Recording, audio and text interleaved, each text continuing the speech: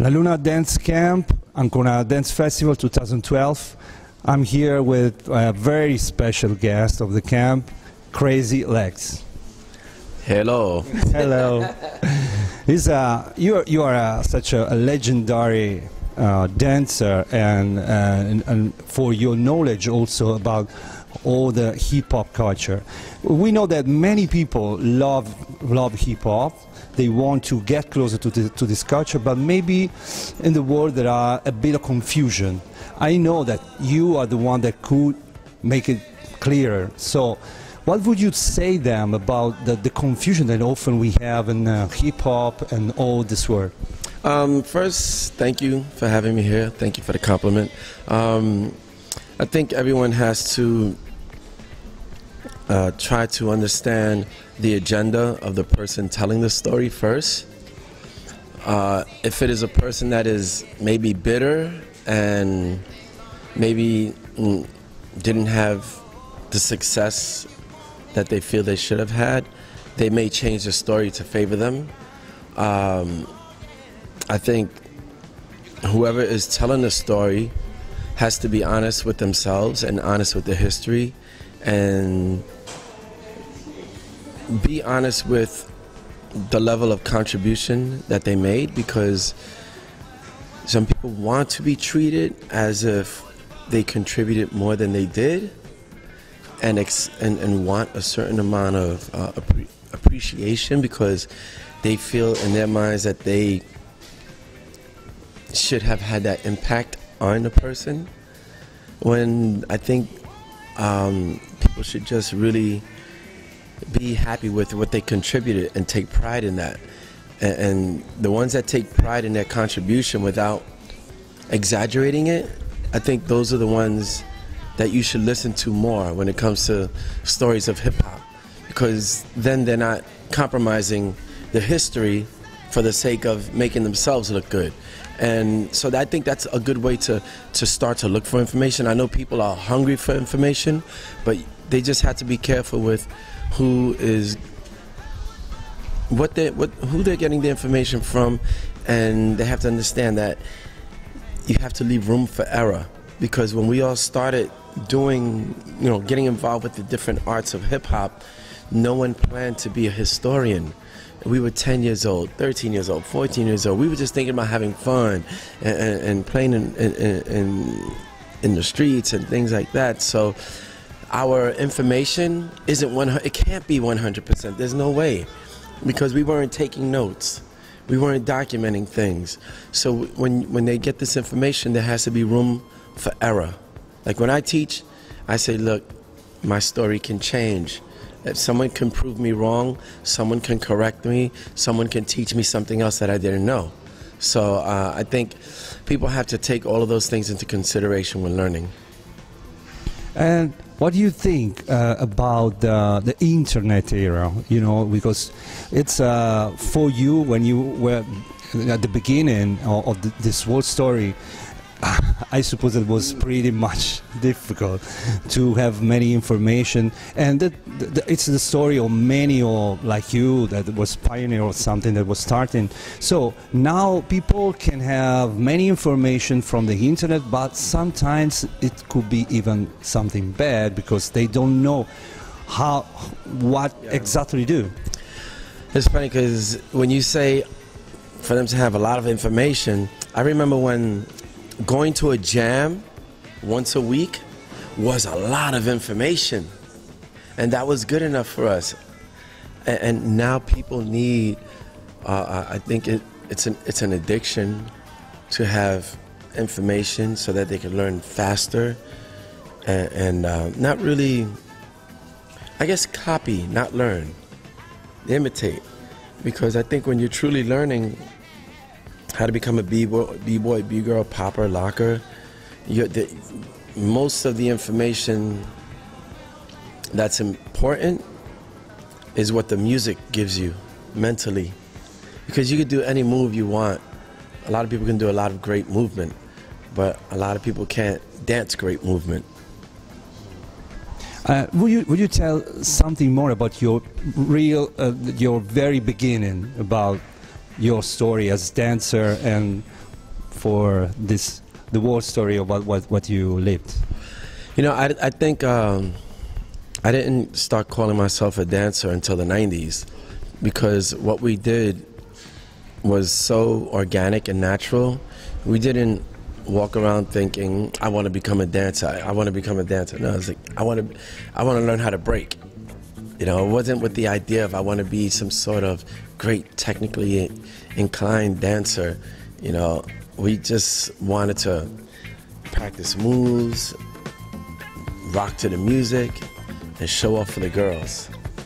And that's what it was all about. And I mean, for the B girls, I would say, I think B girls had a sincere fascination with breaking, because I don't think B girls did it for the guys.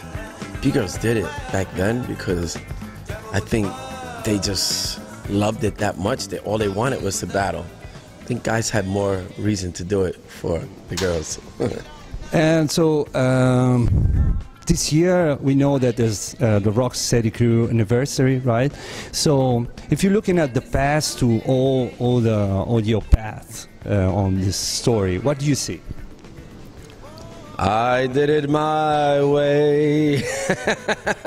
You did it. You know, I see a very lucky kid that had nothing, that had no options, and because of all these different elements that I was introduced to as a kid, I had the opportunity to have a lot more, create a lot more, and see a lot more, and meet a lot of different people from different cultures, and have a better understanding of the world, how it works. I think the most important thing about my existence in hip-hop and Rocksteady Crew is the fact that I'm here in places like Italy, and I'm talking to you.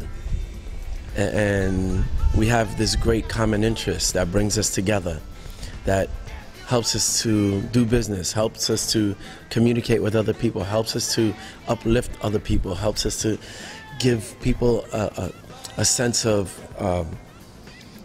inspiration and dedication and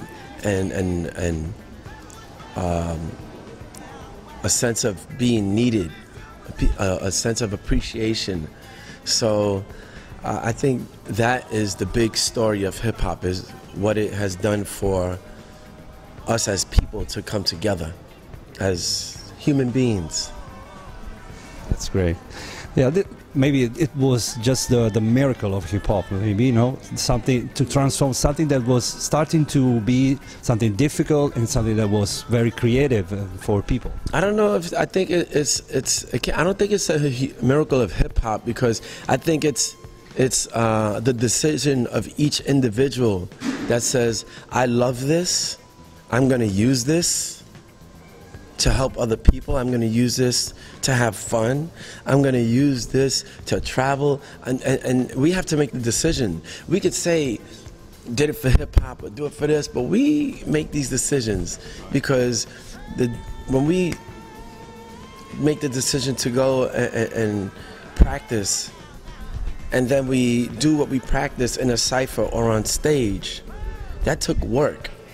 And when they clap for you and they want to see you more, or they come up to you and say, great job, that's not because of hip-hop, that's because you made the choice to put the work into it. And like any dancer in here that is successful at dance, they have to dedicate themselves. So I think we give too much credit to hip-hop as a whole, as a word, because sometimes we make hip-hop out to be like it's a person or some sort of god, and it's us as individuals that make the decisions and say, yes, you know, we have a collective thinking that falls in line or somewhere in the line of hip-hop. Although it's not a religion or anything like that, we feel that these principles that we follow can be brought into hip-hop to make hip-hop better, or us better. And so, how would you define hip hop? Just in a few words. How do I define hip hop? It's very difficult because the word hip hop started as the name of the culture in 1982. And so you figured from 1973 to 1982, it was just, hey, you b-boy, yo, you write, yo, you DJ, yo, you MC. What if the word hip-hop never came about? Would we be sitting here trying to figure out the word hip-hop? It would really be about us. So I guess maybe hip-hop is that thing that's for us, by us. That's, I guess, the best thing I could say. For us, by us, it is us. Yeah. So, tell something about what you did with our b-boys here at La Luna, and the kind of work that you bring here, and how was it? How was the environment in La Luna? What we are working about? La Luna is a great place. It's a great facility to come to. I feel like everyone that has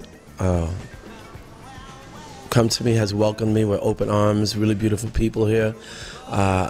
As far as the classes were concerned, I kicked their asses. This 46-year-old man kicked their asses, and I'm injured. Little boo-boo. I have a little boo-boo here.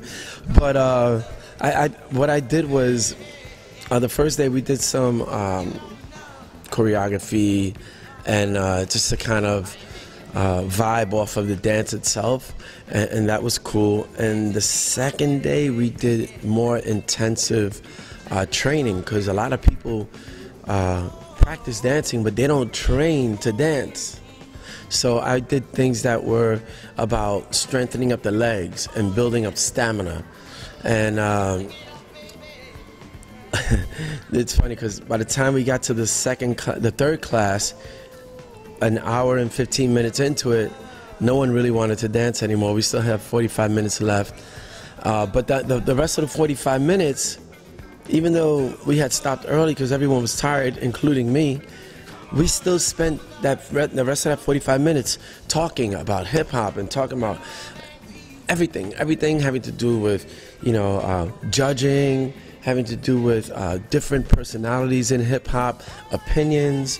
So even when we couldn't dance anymore, we still fed our minds, and we had a nice dialogue and a nice exchange of information. So I would say it was, it was about dance, it was about training, it was about knowledge. So thank you very much, because I know that they've been, we are been waiting for you for a long time. So now we are very proud to have you here, and thank you for all that you gave us. We hope you come back soon. Thank you, and check out crazylegsworkshop.com. Peace. Ciao.